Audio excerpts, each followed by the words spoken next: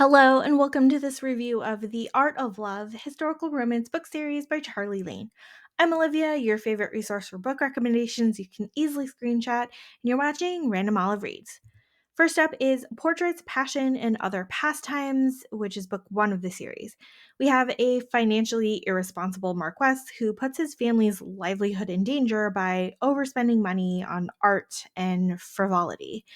The oldest son, Raph, realizes this problem when the steward quits, and then he has to sort of take responsibility and restore his family's finances. His first step, unfortunately, is to fire the governess that has been caring for his sister. So Matilda needs a new job, and Raph has promised to always help her in the future. We fast forward 15 years, and the Marquess has passed away, leaving his estate completely impoverished and in debt. And Raph has taken up the responsibilities as the new Marquess. He is trying to work on earning his inheritance by painting something, but he can't get inspired and he's very distracted by his grieving mother.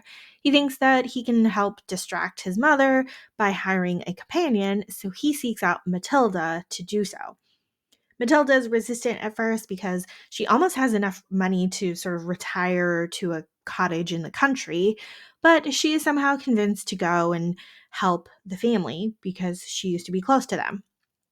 As Raph and Matilda spend more time together in the country estate, of course, they've been attracted to each other and sort of rekindle this connection, even though Raph is trying to marry an heiress to help with the family finances. Everything this family does has to do with restoring the money that his father just wasted away after all these years. But he does actually realize that love is more important, and so we get to see all of that unfold. I liked this introduction of the family and how supportive everyone was of each other. Forgery, Love, and Other Lies is book two of the series.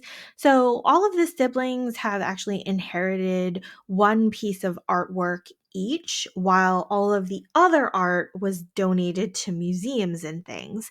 And it turns out that in times of financial struggle, Xander had taken all of these pieces and rented them out and brought home forgeries to hang up instead. Well, now that he realizes that these are part of his inheritance, he has to go track down the real paintings and finds that the woman he rented them out to is missing. So he then tracks down the art forger who created the fake paintings and finds Fiona. Fiona is the daughter of a jeweler who's been encouraged to be a painter, and she's absolutely astonished and upset that the paintings are missing, and so is the old lady. So Xander and Fiona need to team up together to kind of solve the mystery. And of course, along the way, they fall in love. Dukes, Diamonds, and Other Desires is book two and a half of the series. It's a quick little novella featuring Fiona's sister, Posey. So, Posey has had a long standing friendship and crush on Archer, who is a duke. He thinks that he's been courting her for all this time and doesn't understand why she runs away when he shows her the family bridal jewelry. She's actually running away because she realizes that the jewelry is a forgery and she needs to find the real ones. We get a mini road trip here as Posey goes to look for her sister for help and Archer chases after her. And then these two dummies finally talk about their feelings for each other. She has been thinking that they would not be suitable for each other because of their social class difference, and he just loves her to pieces and wants her to be his duchess. His Mistress, His Muse, and Other Madness is book three of the series. So Theo is the youngest son, and he basically hates art because he hates the way that his father wasted their family money on art. And he has been doing his best to help the family by drawing satirical cartoons. His sort of last task to be free of his father's wasteful spending is to find other patrons for all of the artists that his father had been supporting. So he meets Cordelia and wants to offload her, but realizes that she has no artistic talent whatsoever. Now that she doesn't have a patron anymore, she's actually looking to open an art school, even though she cannot actually be a teacher. These two end up being invited to a country house party where they have to pretend to be lovers, and he's going to get gossip so that he can make more cartoons, and she's going to hopefully find patrons for her art school. And of course, along the way, being fake lovers, something real develops. Silhouette of a Spinster and Other Seductions is book 4 of the series. Andrew is the straight laced, icy cold, emotionless workaholic who runs an employment agency for governesses, companions, and tutors.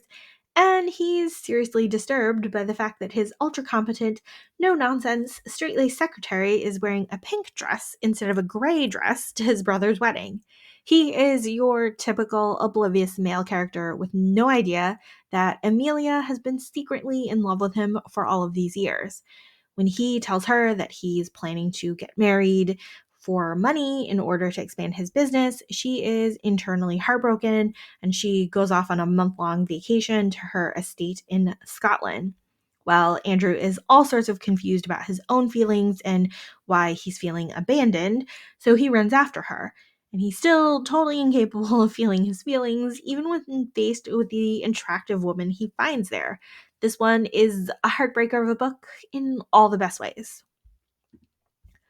The Lord Who Adored Her and Other Love Songs is book 5 of the series.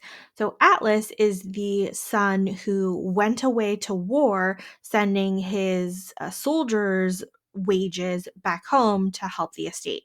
He comes back from war injured and recovering, but he doesn't let his family know the extent of his pain and misery. At this point, he's trying to hire a cabinet maker to help finish the repairs on the dower house at his family estate so that the house can be rented out for money again to help the family. And so after he's done, he can leave town. Instead of just hiring an artisan, he ends up marrying her instead. Clara is a widow who has run away from her controlling father-in-law with her young son in tow. She's the daughter of a skilled cabinet maker, so she's qualified to assist in renovations, but ends up needing the protection of Atlas and his family to get away from the father-in-law. They decide on a marriage of convenience, knowing that Atlas plans to leave after the work is done. It was really sweet seeing Atlas fall in love with Clara and become a father to her son, and also seeing this huge, sprawling family accept Clara and her son into the fold. So this was a really fun series tied together by this impoverished family just trying to stay afloat. Each sibling has their own ways of financially supporting the family while accidentally finding love along the way. It was really interesting to see them all band together and also gain the support of their partners. I loved all of these series and I highly recommend all of the books here. Thank you so much for watching this video. Hopefully you found a book or a series to add to your TBR. Links to all of these books are in the description box. Like and subscribe to get updates, and you can follow me on Instagram at randomolive.